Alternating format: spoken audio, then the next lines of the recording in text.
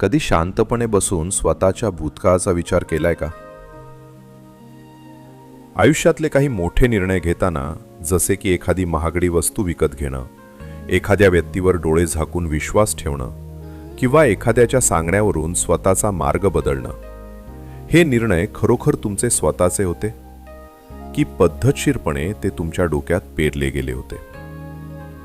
आपण ज्या माणसांना आपले हितचिंतक समजतो ते पडद्यामागून आपल्याच विचारांच्या दोऱ्या ओढत तर नाहीयेत ना? या जगाचा एक अतिशय क्रूर आणि छुपा नियम आहे. जर तुम्हाला समोरच्या माणसाच्या मनाचा खेळ समजला नाही, तर तुम्ही न कळत त्याच्या खेळातील पपेट म्हणजे बाहुली बनून जाता. आजच्या आधुनिक युगात एक अघोषित आणि अदृश्य युद्ध सुरू आहे. हे युद्ध जमिनीसाठी किंवा पैशासाठी नाही, तर हे युद्ध सुरू आहे थेट तुमच्या मेंदूवर आणि तुमच्या विचार करण्याच्या क्षमतेवर ताबा मिळवण्यासाठी. विज्ञानाच्या आणि मानसशास्त्राच्या भाषेत या छुप्या युद्धाला आणि मानवी स्वभावाच्या काळ्या बाजूला डार्क सायकॉलॉजी म्हटलं जातं. डार्क सायकॉलॉजी म्हणजे गोड बोलून, काळजी दाखवून आणि सहानुभूतीचा खोटा बुरखा पांघरून समोरच्याचा बुद्धिभेद करणं. हा खेळ इतका सूक्ष्म असतो की शिकार होणाऱ्या व्यक्तीला आपण मानसिक गुलाम बनतोय याचा सुगावाही लागत नाही. मायकल पेस यांच्या डार्क सायकॉलॉजी 101 या जगप्रसिद्ध पुस्तकावर आधारित या संपूर्ण ऑडिओबुक समरीमध्ये आपण मानवी मनाच्या याच अंधाऱ्या प्रवृत्तींचा अत्यंत सखोल आणि धक्कादायक उलगडा करणार आहोत. हे ऑडिओबुक ऐकताना तुम्हाला तुमच्या आयुष्यातील अशी अनेक माणसं आठवतील ज्यांनी कधी ना कधी तुमच्या भावनांशी खेळून स्वतःचा स्वार्थ साधलाय. हा प्रवास केवळ माहिती देणारा नाही, तर तो एक लर्निंग एक्सपिरियन्स आहे. आपण या ऑडिओबुकची रचना अशा पद्धतीनं केली आहे की प्रत्येक भाग पुढच्या भागाशी साखळीसारखा जोडलेला आहे. पहिल्या भागात आपण समाजातील छुप्या शिकाऱ्यांची ओळख करून घेणार आहोत, ज्याला डार्क ट्रायड म्हणतात. तिथून हा धागा पुढे सरकत नात्यांमधील भावनिक ब्लॅकमेलवर जाईल.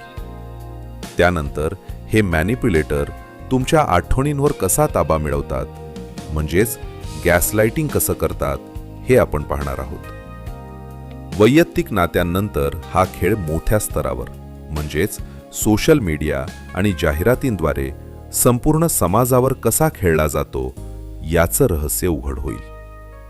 आणि शेवटी या सायकॉलॉजिकल चक्रव्यूहातून स्वतःचा आत्मसन्मान आणि मेंदू कसा वाचवायचा याचा प्रॅक्टिकल डिफेन्स गाईड तुम्हाला मिळेल. थोडक्यात सांगायचे तर हे 5 भाग ऐकल्यानंतर कोणीही व्यक्ती तुम्हाला सहजासहजी मूर्ख बनवू शकणार नाही. आपले कान आणि मन दोन्ही उघडे ठेवा, कारण हा प्रवास तुमच्या जगण्याची आणि माणसांना ओळखण्याची दिशा पूर्णपणे बदलून टाकणारा ठरेल. चला तर मग या अंधाऱ्या विज्ञानाचा पहिला पडदा बाजूला करूयात. चॅप्टर 1, द डार्क ट्रायड, समाजातील छुपे शिकारी. प्रस्तावनेत आपण पाहिलं की आपल्या नकळत आपल्या मेंदूशी खेळणारे काही लोक समाजात वावरत असतात. पण हे लोक नेमके असतात तरी कोण? मानसशास्त्रात मानवी स्वभावाच्या 3 अत्यंत क्रूर, धोकादायक आणि अंधाऱ्या प्रवृत्तींना एकत्र मिळवून द डार्क ट्रायड म्हटलं जातं. मायकल पेस यांच्या मते हे 3 छुपे शिकारी गुन्हेगारी जगतात नाही, तर आपल्या आजूबाजूला सामान्य माणसांचा बुरखा पांघरून वावरत असतात. जर तुम्हाला डार्क सायकॉलॉजी समजून घ्यायची असेल तर या 3 प्रवृत्तींचे मर्म आणि त्यांचे छुपे डावपेच ओळखणे अनिवार्य आहे. आपण या 3 घटकांचे अत्यंत सखोल विश्लेषण करणार आहोत, जेणेकरून तुम्हाला माणसांच्या पलीकडचा माणूस ओळखता येईल. 1. नार्सिसिझम, अहंकाराचा आणि स्वार्थाचा अतिरेक. डार्क ट्रायडचा पहिला महत्त्वाचा स्तंभ म्हणजे नार्सिसिझम. सोप्या भाषेत सांगायचे तर स्वतःच्या प्रेमात पडण्याची आणि स्वतःला सर्वश्रेष्ठ समजण्याची विकृती. या प्रवृत्तीच्या लोकांना असं वाटतं की संपूर्ण जग फक्त आणि फक्त त्यांच्या भोवतीच फिरलं पाहिजे. त्यांच्यामध्ये कमालीचा सुप्त अहंकार असतो. अशा व्यक्तींना सतत कौतुकाची आणि महत्त्वाचे असण्याची गरज भासते. नार्सिसिस्ट लोकांचे मुख्य लक्षण म्हणजे त्यांच्यात समोरच्या व्यक्तीबद्दल अजिबात सहानुभूती नसते. तुम्ही कितीही मोठ्या संकटात असाल तरी त्यांना तुमच्या दुःखाशी काहीही देणं घेणं नसतं. ते सुरुवातीला तुमच्याशी अत्यंत गोड वागतील, तुम्हाला जगातली सर्वात महत्त्वाची व्यक्ती असल्याचा भास करून देतील. याला डार्क सायकोलॉजीत लव्ह बॉम्बिंग म्हणतात. पण हा केवळ एक सापळा असतो. एकदा का तुम्ही त्यांच्यावर पूर्णपणे अवलंबून झालात की ते आपला खरा चेहरा दाखवतात आणि स्वतःच्या फायद्यासाठी तुमचा वापर करून तुम्हाला कचऱ्यासारखे फेकून देतात. 2. मॅकियावेलियानिझम, स्वार्थासाठी कपट रचणे. या त्रिकुटाचा दुसरा घातक भाग म्हणजे मॅकियावेलियानिझम. हा शब्द निकोलो मॅकियावेली या राजकीय विचारवंताच्या सिद्धांतावरून आला आहे. या प्रवृत्तीच्या लोकांचे आयुष्यात एकच अंतिम सूत्र असते: माझा हेतू साध्य झाला पाहिजे, मग त्यासाठी मला कोणताही नीच किंवा क्रूर मार्ग वापरावा लागला तरी चालेल. हे लोक कमालीचे धूर्त, लबाड आणि थंड डोक्याने कट रचणारे असतात. ते भावनांना कधीही स्वतःवर हावी होऊ देत नाहीत. मॅकियावेलियन व्यक्ती लोकांशी नातेसंबंध केवळ एकाच कारणासाठी जोडतात, ती म्हणजे त्यांची स्वतःची उपयुक्तता. ते लोकांना व्यक्ती समजत नाहीत, तर स्वतःचे ध्येय गाठण्याचे साधन समजतात. कोणाचा वापर कधी करायचा, कोणाला कधी आपल्या बाजूने वळवायचे आणि कोणाचा पत्ता कधी कट करायचा, यात हे लोक अत्यंत निष्णात असतात. ते नेहमी पडद्यामागून खेळ खेळतात, ज्यामुळे त्यांच्या पापांचे खापर कधीच त्यांच्यावर फुटत नाही. 3. सायकोपॅथी, संपूर्ण संवेदनाहीनता आणि क्रूरता. डार्क ट्रायडचा तिसरा आणि सर्वात भयंकर स्तंभ म्हणजे सायकोपॅथी. सायकोपॅथ लोकांमध्ये विवेक, नैतिकता किंवा पापभीरुता नावाची गोष्टच अस्तित्वात नसते. एखाद्या सामान्य माणसाकडून चूक झाली की त्याच्या मनात अपराधीपणाची भावना निर्माण होते. पण सायकोपॅथ व्यक्तीला एखाद्याचे संपूर्ण आयुष्य उद्ध्वस्त करताना साधी टोचणीही लादत नाही. हे लोक बाहेरून अत्यंत साधे, सभ्य, हसमुख आणि आकर्षक दिसू शकतात. त्यांचा हाच मुखवटा सर्वात जास्त धोकादायक असतो. ते समाजाचे सर्व नियम पाळतात, पण केवळ स्वतःला सुरक्षित ठेवण्यासाठी. आतून ते पूर्णपणे कोरडे, हिंस्र आणि क्रूर असतात. समोरच्याला वेदना देऊन, त्याला हतबल करून किंवा त्याच्या असहाय्यतेचा गैरफायदा घेऊन मानसिक आनंद मिळवणे हा यांचा छुपा स्वभाव असतो. हे 3 शिकारी एकत्र कसे काम करतात? जेव्हा हे 3 गुणधर्म एखाद्या व्यक्तीमध्ये वेगवेगळ्या प्रमाणात एकत्र येतात, तेव्हा एक परिपूर्ण मॅनिपुलेटर जन्माला येतो. हे लोक तुमच्या भावनिक कमकुवतपणाचा अभ्यास करतात. ते पाहतात की तुम्ही कधी भावूक होता, तुम्हाला कोणत्या गोष्टीची भीती वाटते आणि तुमची सर्वात मोठी कमजोरी कोणती आहे. एकदा का त्यांना ही माहिती मिळाली की ते तुमच्या नकळत तुमच्यावर नियंत्रण मिळवण्यास सुरुवात करतात. ते तुमच्या आत्मविश्वासावर प्रहार करतात, ज्यामुळे तुम्ही स्वतःच्याच क्षमतेवर संशय घेऊ लागता आणि अंतिमतः त्यांच्या इशाऱ्यावर नाचू लागता. समाजातील या छुप्या शिकाऱ्यांची ओळख पटल्यानंतर आता एक महत्त्वाचा प्रश्न निर्माण होतो. हे शिकारी आपल्या दैनंदिन जीवनात, आपल्या अगदी जवळच्या नात्यांमध्ये कोणत्या शस्त्राचा वापर करून आपल्यावर पहिला हल्ला करतात?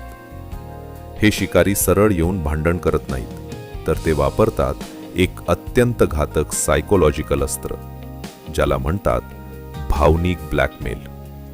आपल्या पुढील चॅप्टरमध्ये आपण नेमका हाच धागा पकडणार आहोत. हे डार्क ट्रायडचे शिकारी नात्यांच्या आणि प्रेमाच्या नावाखाली तुमच्या भोवती गिल्ट ट्रॅप म्हणजेच अपराधीपणाचा सापळा कसा तयार करतात आणि जर तुझं माझ्यावर खरंच प्रेम असेल तर तुला हे करावंच लागेल, या एकाच वाक्यामागचा क्रूर सायकोलॉजिकल गेम तसा खेळला जातो, हे आपण अत्यंत सखोलपणे उघडे करणार आहोत. चॅप्टर 2, भावनिक ब्लॅकमेल आणि गिल्ट ट्रॅप. मागील भागात आपण पाहिलं की डार्क ट्रायडचे छुपे शिकारी आपल्या आजूबाजूलाच वावरत असतात. पण हे शिकारी आपल्यावर थेट हल्ला करत नाहीत. ते तुमच्या अगदी जवळ येतात, तुमचे विश्वासू बनतात आणि त्यानंतर तुमच्यावर नियंत्रण मिळवण्यासाठी त्यांचे सर्वात आवडते आणि घातक अस्त्र बाहेर काढतात, ज्याला म्हणतात भावनिक ब्लॅकमेल आणि गिल्ट ट्रॅप. हा खेळ इतका विषारी असतो की यात समोरची व्यक्ती तुम्हाला मारत नाही, धमकावत नाही, तर ती तुमच्याच मनात तुमच्याबद्दल अपराधीपणाची भावना निर्माण करते. चला तर मग नात्यांच्या आणि प्रेमाच्या नावाखाली खेळल्या जाणाऱ्या या क्रूर सायकोलॉजिकल गेमचे सगळे पदर अत्यंत सखोलपणे उघडे करूया.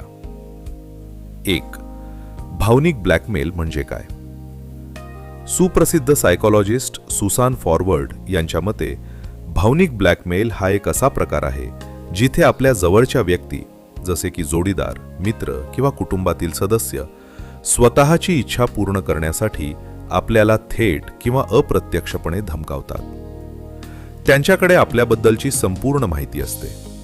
आपण कशाने घाबरतो, आपल्याला कशाची काळजी वाटते आणि आपण कोणाला गमावायला तयार नाही, या सगळ्या गोष्टींचा ते पद्धतशीर अभ्यास करतात.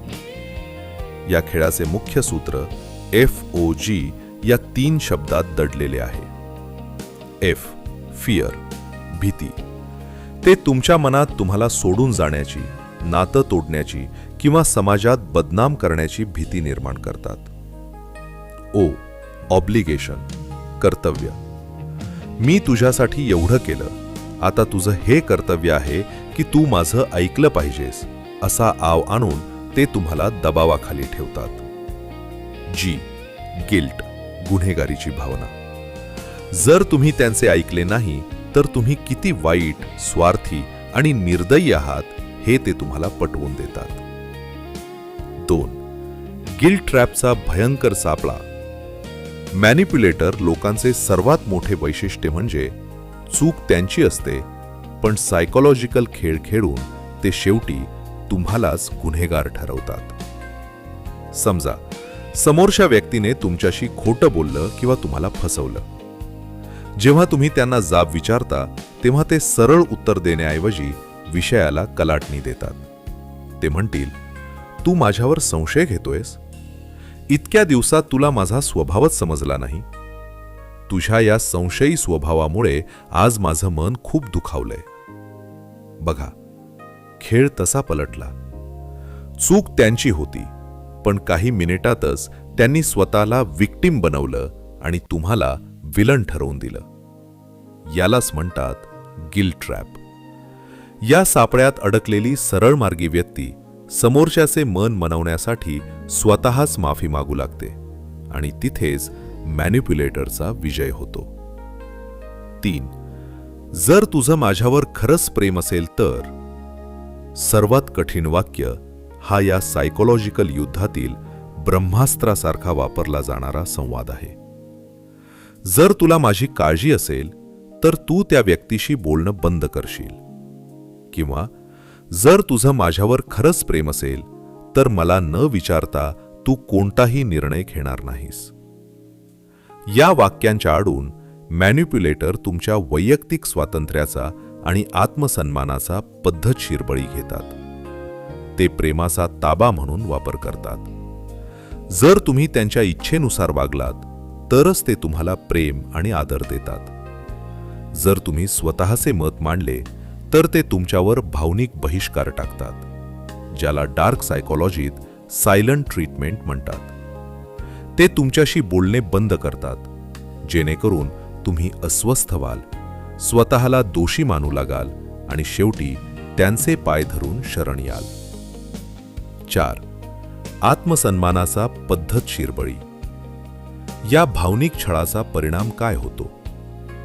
हळूहळू शिकार झालेली व्यक्ती स्वतःचा आत्मविश्वास गमावून बसते. तिला प्रत्येक निर्णय घेताना भीती वाटू लागते. मी जे करतोय ते बरोबर आहे ना? यामुळे समोरची व्यक्ती रागवणार तर नाही ना? हा विचार तिच्या डोक्यात 24 तास फिरत राहतो. माणसाचे स्वतःचे स्वतंत्र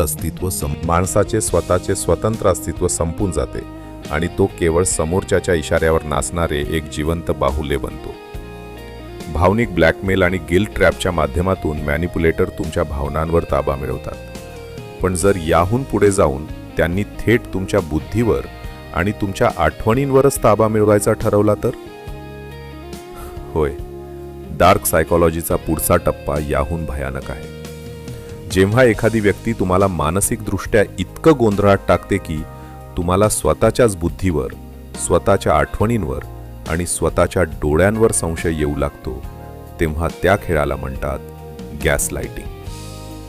आपल्या पुढील चॅप्टरमध्ये आपण नेमका हाच धागा पकडणार आहोत. मॅनिप्युलेटर कशा प्रकारे तुमच्या भूतकाळातील घटना बदलून सांगतात, असं कधी झालंच नव्हतं, हा तुझा भ्रम आहे, असे म्हणून तुम्हाला मानसिक वेडेपणाच्या उंबरठ्यावर कसे आणून उभे करतात. या गॅसलाइटिंगच्या 3 अत्यंत सूक्ष्म आणि विषारी पायऱ्या आपण पुढील भागात पूर्णपणे डिकोड करणार आहोत. चॅप्टर 3, माइंड कंट्रोल आणि गॅसलाइटिंगचे मायाजाल. मागील भागात आपण पाहिलं की कपटकार कसे भावनिक ब्लॅकमेल करून नात्यांमध्ये आपला स्वार्थ साधतात. पण डार्क सायकोलॉजीचा पुढचा टप्पा याहूनही भयानक आहे. जर एखाद्या कपटकाराला तुमच्या भावनांपेक्षा एक पाऊल पुढे जाऊन थेट तुमच्या बुद्धीवर, तुमच्या निर्णय क्षमतेवर आणि तुमच्या आठवणींवरच पूर्ण ताबा मिळवायचा असेल, तर तो मानसशास्त्रातील सर्वात क्रूर अस्त्राचा वापर करतो, ज्याला म्हणतात गॅसलाइटिंग. हा माइंड कंट्रोलचा असा खेळ आहे जिथे समोरचा माणूस तुम्हाला वेडं ठरवत नाही, तर तो अशी परिस्थिती निर्माण करतो की तुम्ही स्वतःच स्वतःला मानसिकदृष्ट्या वेडे समजू लागता. चला तर मग या गॅसलाइटिंगच्या छुप्या मायाजालाचे चक्रव्यूह पूर्णपणे भेदून पाहूया. 1. गॅसलाइटिंग म्हणजे काय? या शब्दाची सुरुवात 1938 मधील गॅसलाइट नावाच्या एका प्रसिद्ध नाटकावरून झाली, जिथे एक पती आपल्या पत्नीला मानसिकदृष्ट्या वेडं करण्यासाठी त्यांच्या घरातील गॅसच्या दिव्यांचा प्रकाश मुद्दाम हळूहळू कमी करायचा. जेव्हा पत्नी म्हणायची की प्रकाश कमी झालाय, तेव्हा पती साफ नाकारायचा आणि म्हणायचा, नाही, प्रकाश तेवढाच आहे, हा फक्त तुझा भ्रम आहे. रोज रोज हेच ऐकून ती स्त्री शेवटी स्वतःच्याच डोळ्यांवर आणि बुद्धीवर संशय घेऊ लागते आणि स्वतःला वेडी मानू लागते. मायकल पेस यांच्या मते आजच्या जगातही कपटकार नेमका हाच डाव खेळतात. ते तुमच्या आयुष्यातील सत्य घटनांना, तुम्ही स्वतः पाहिलेल्या गोष्टींना अशा प्रकारे नाकारतात की तुम्हाला स्वतःच्याच स्मरणशक्तीवर संशय येऊ लागतो. 2. गॅसलाइटिंगच्या 3 अत्यंत घातक पायऱ्या. हा खेळ एका रात्रीत खेळला जात नाही. याचे पद्धतशीर 3 टप्पे असतात, ज्यातून प्रत्येक शिकार न कळत जात असतो. पहिली पायरी, अविश्वास आणि गोंधळ, डिसबिलीफ आणि डिसओरिएंटेशन.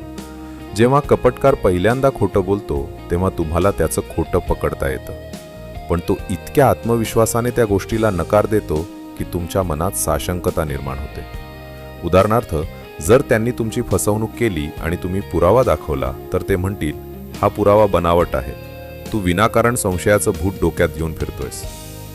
दुसरी पायरी, स्वसंरक्षण आणि वाद, डिफेन्स आणि आर्ग्युमेंट्स. या टप्प्यावर तुम्ही स्वतःला सावरण्याचा प्रयत्न करता. तुम्ही त्यांच्याशी वाद घालता, स्वतःला बरोबर सिद्ध करण्याचा प्रयत्न करता. पण कपटकार न थांबता तुमच्यावर सतत मानसिक मारा करतो. तो तुमच्या जुन्या चुका उकरून काढतो आणि मूळ विषय भरकटवून टाकतो. तिसरी पायरी, शरणागती आणि मानसिक गुलामगिरी, डिप्रेशन आणि ॲक्सेप्टन्स. हा सर्वात भयंकर टप्पा आहे. सततच्या वादाला आणि मानसिक छळाला कंटाळून शिकार झालेली व्यक्ती शेवटी शस्त्र टाकून देते. ती विचार करू लागते की कदाचित मीच चुकते, माझीच स्मरणशक्ती कमकुवत झाली आहे. इथे ती व्यक्ती स्वतःची विचार करण्याची ताकद पूर्णपणे गमावून बसते आणि समोरच्याची मानसिक गुलाम बनते. 3. गॅसलाइटरचे हुकमी संवाद. जर तुमच्या आजूबाजूला कोणी अशी व्यक्ती असेल जी सतत खालील वाक्य वापरत असेल, तर समजून जा की तुम्ही एका मोठ्या सायकोलॉजिकल ट्रॅपमध्ये आहात. असं कधी झालंच नव्हतं, तू स्वतःच्या मनाने गोष्टी बनवतोयस, तू खूप जास्त संवेदनशील आहेस, साध्या चेष्टेचाही तुला राग येतो, तुझी मानसिक स्थिती ठीक नाहीये, तुला सायकॅट्रिस्टची गरज आहे, मी असं कधीच बोललो नव्हतो, तू नेहमी माझ्या शब्दांचा चुकीचा अर्थ काढतोस.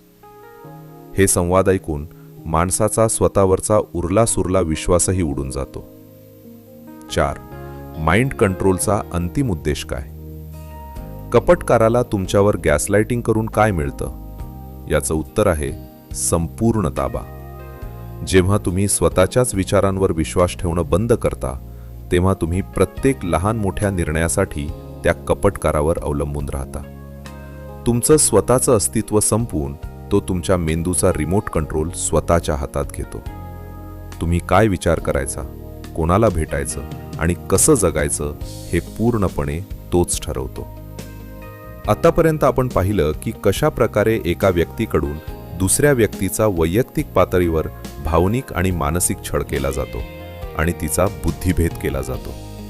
पण जरा विचार करा, हा खेळ जर केवळ 2 व्यक्तींपुरता मर्यादित नसून संपूर्ण समाजावर खेळला गेला तर? होय, डार्क सायकोलॉजीचा वापर केवळ घरात किंवा नात्यांमध्येच होत नाही, तर मोठ्या कंपन्या, जाहिरातदार, राजकीय नेते आणि सोशल मीडियाचे अल्गोरिदम एकाच वेळी करोडो लोकांच्या मेंदूवर ताबा मिळवण्यासाठी करतात. आपल्या पुढील चॅप्टरमध्ये आपण नेमका हाच धागा पकडणार आहोत. आपण वैयक्तिक मॅनिप्युलेशनमधून बाहेर पडून ब्रेन वॉशिंग आणि सोशल मॅनिप्युलेशनच्या जगात प्रवेश करणार आहोत. तुमच्या नकळत तुमच्या आवडीनिवडी, तुमच्या राजकीय विचारसरणी आणि तुमची खरेदी करण्याची पद्धत एका विशिष्ट दिशेने कशी वळवली जाते, या मोठ्या सायकोलॉजिकल खेळाचा पर्दाफाश आपण पुढील भागात करणार आहोत. चॅप्टर 4, ब्रेन वॉशिंग आणि सोशल मॅनिप्युलेशन. मागील भागात आपण पाहिलं की कपटकार कशा प्रकारे गॅसलाइटिंग करून एका व्यक्तीच्या बुद्धीवर ताबा मिळवतो. पण डार्क सायकोलॉजीचा हा खेळ केवळ 4 भिंतींच्या आड किंवा 2 व्यक्तींपुरता मर्यादित नाही. जेव्हा या विज्ञानाचा वापर मोठ्या स्तरावर केला जातो तेव्हा त्याला ब्रेन वॉशिंग आणि सोशल मॅनिप्युलेशन म्हटलं जातं. बड्या कंपन्या, जाहिरातदार, राजकीय सिस्टीम आणि आजच्या काळातील सोशल मीडियाचे अल्गोरिदम तुमच्या नकळत अगदी थंड डोक्याने संपूर्ण समाजाच्या विचारांची दिशा बदलवून टाकत आहेत. चला तर मग करोडो लोकांच्या मेंदूवर एकत्र ताबा मिळवणाऱ्या या महासायकोलॉजिकल खेळाचा उलगडा करूया. 1. ब्रेन वॉशिंग म्हणजे काय? ब्रेन वॉशिंग या शब्दाचा उगम युद्धाच्या काळात झाला, जिथे कैद्यांचे विचार बदलण्यासाठी त्यांच्यावर पद्धतशीर मानसिक दबाव आणला जायचा. मायकल पेस यांच्या मते आजच्या जगात यासाठी कोणाला कैदेत ठेवण्याची गरज पडत नाही. आधुनिक ब्रेन वॉशिंग हे डिजिटल माध्यमांच्या आडून अत्यंत सुरक्षितपणे केले जाते. या प्रक्रियेच्या मुख्य 3 पायऱ्या असतात. पहिली पायरी, जुनी ओळख पुसून टाकणे.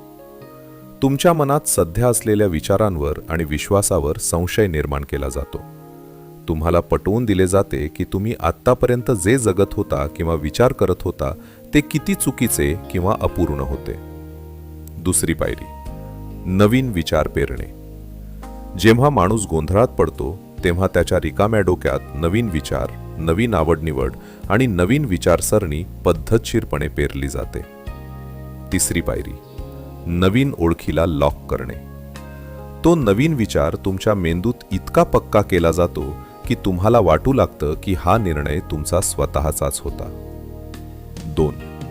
सोशल मीडिया आणि अल्गोरिदमचा छुपा सापळा. आजच्या काळात सोशल मॅनिप्युलेशनचे सर्वात मोठे शस्त्र कोणते असेल तर तो आहे तुमच्या हातातील मोबाईल फोन. सोशल मीडियाचे अल्गोरिदम हे डार्क सायकोलॉजीच्या तत्वांवरच डिझाईन केलेले आहेत.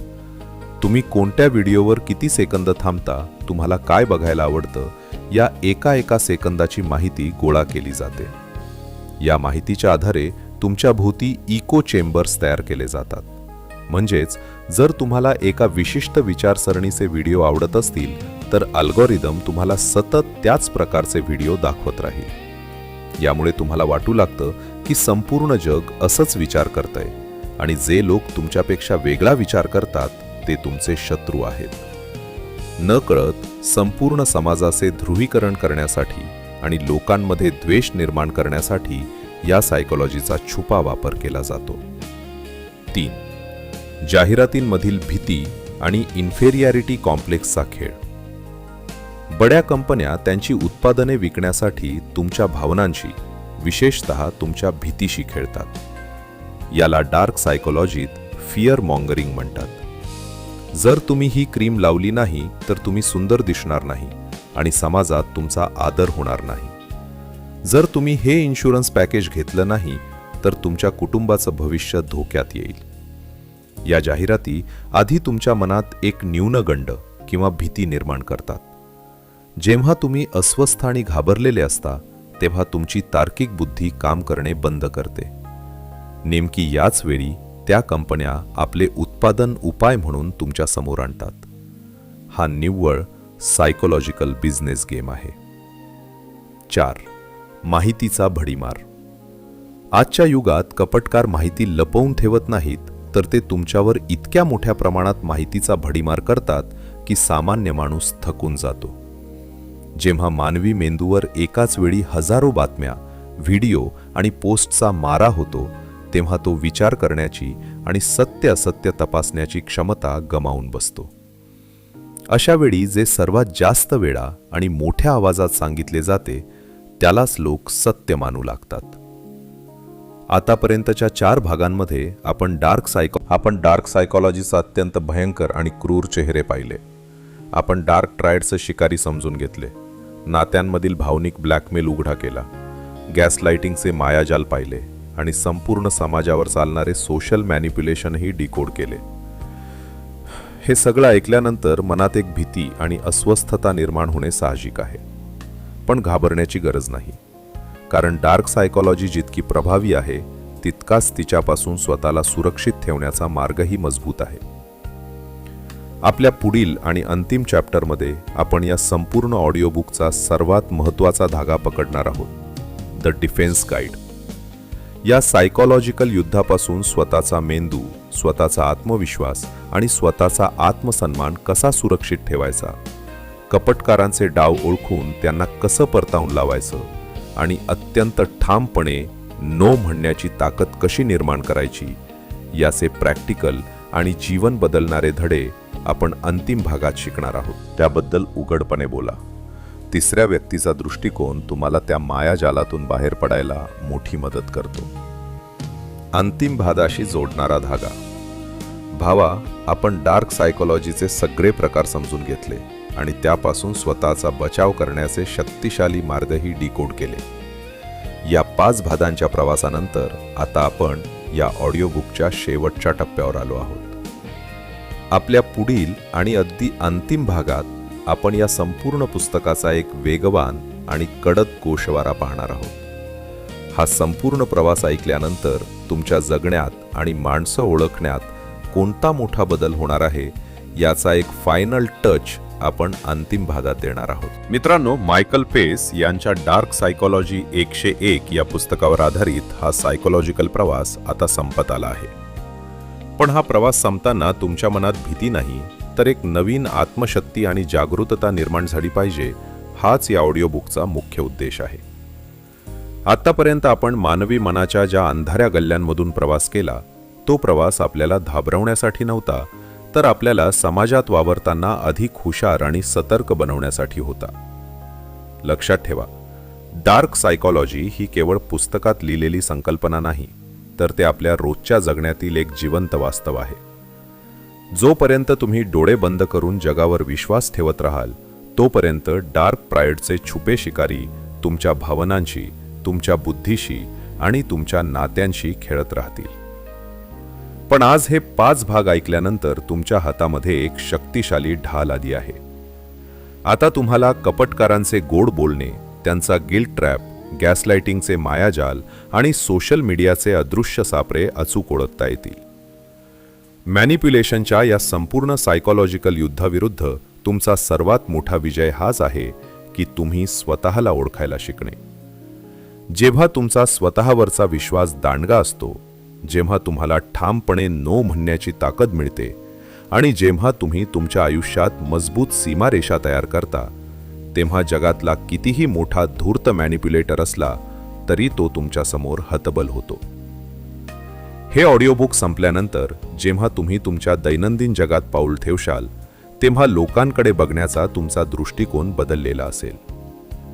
कोणाच्याही शब्दांवर डोळे झाकून विश्वास ठेवण्यापूर्वी तुमची तार्किक बुद्धी आता तुम्हाला सावध करेल. हाच या समरीचा सर्वात मोठा प्रॅक्टिकल धडा आहे. स्वतःचे रक्षण करा, आपल्या जवळच्या माणसांना ओळखा आणि आपला आत्मसन्मान कधीही कोणाच्या पायाशी गहाण ठेवू नका. हा ज्ञानाचा कडक आणि सखोल प्रवास तुम्हाला कसा वाटला हे आम्हाला नक्की सांगा. जर या समरीनं तुमच्या विचारांना एक नवीन दिशा दिली असेल तर या ऑडिओ बुकला लाईक करा, तुमच्या जवळच्या मित्रांसोबत शेअर करा आणि अशाच जीवन बदलणाऱ्या पुस्तकांच्या भारदस्त मराठी समरीसाठी मराठी बुक समरीला आत्ताच सबस्क्राईब करा. पुन्हा भेटूया अशाच एका नवीन, धमाकेदार आणि डोळे उघडणाऱ्या पुस्तकाचा उलगडा करण्यासाठी. तोपर्यंत शांत रहा, सतर्क रहा आणि स्वतःचे राजे बनून जगा. जय हिंद, जय महाराष्ट्र.